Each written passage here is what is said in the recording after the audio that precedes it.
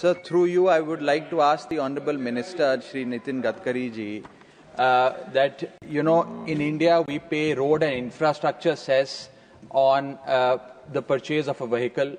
Then when we buy fuel, which is petrol and diesel, we pay infrastructure and road cess.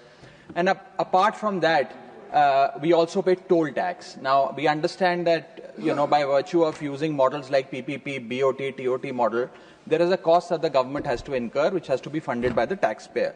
But sir, इतना पैसा देने के बाद दो चीजें हम चाहते हैं कि मिले. एक की सड़क अच्छी हो, लेन डीमार्किंग हो, पॉट होल्स ना हो, स्मूथ सड़क हो, और दूसरा सीमलेस कनेक्टिविटी. लेकिन देखा ये जाता है, बस मैं सवाल पूछ रहा हूं सर, देखा ये जाता है कि जब टोल पॉइंट पर पहुंचते हैं तो कंजेशन होती है और उसके चलते 15, 20 मिनट, 40 मिनट, 50 मिनट तक गाड़ियों को खड़ा होना पड़ता है, जिसकी fuel cost, opportunity cost waste होती है. मेरा सवाल आपके माध्यम से माननीय मंत्री जी से ये है कि क्या हमें कुछ इस प्रकार के प्रपोजल पर ध्यान नहीं देना चाहिए कि यदि किसी भी वाहन को, किसी भी व्हीकल को 5 मिनट से ज्यादा अगर टोल प्लाजा पे खड़ा होना पड़े तो उसको फ्री में जाने की इजाजत दी जाए, उससे टोल ना वसूला जाए. कुछ इस प्रकार की आप योजना बनाएं. आप फास्ट टैग और RFID टैग और अन्य चीजें तो रख रहे हैं, लेकिन जब तक वो सीमलेस तरीके से इंप्लीमेंट नहीं होती है तो ये योजना बननी चाहिए कि 5 मिनट अगर रुकना पड़े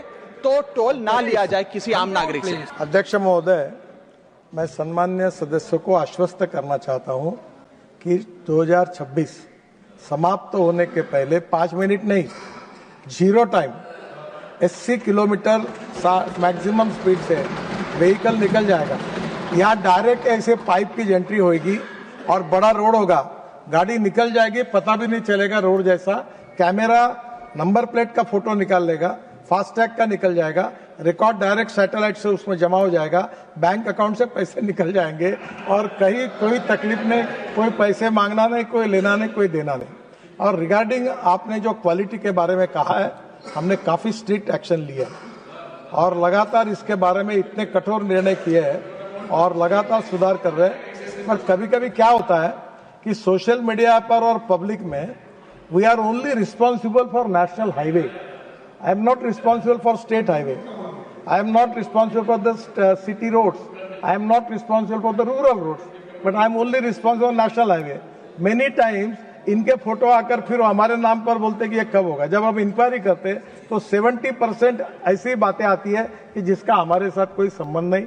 और जहाँ तक नेशनल हाईवे में क्वालिटी की बात है, मैं आपको बताना चाहता हूँ कि हम इसके बारे में इतने अनेक अभी हमने लेटेस्ट निर्णय किया है कि जो कॉन्ट्रैक्टर ठीक काम नहीं करेगा उसको 2 साल तक हम डिबार कर देंगे, वो कोई टेंडर नहीं भर सकेगा.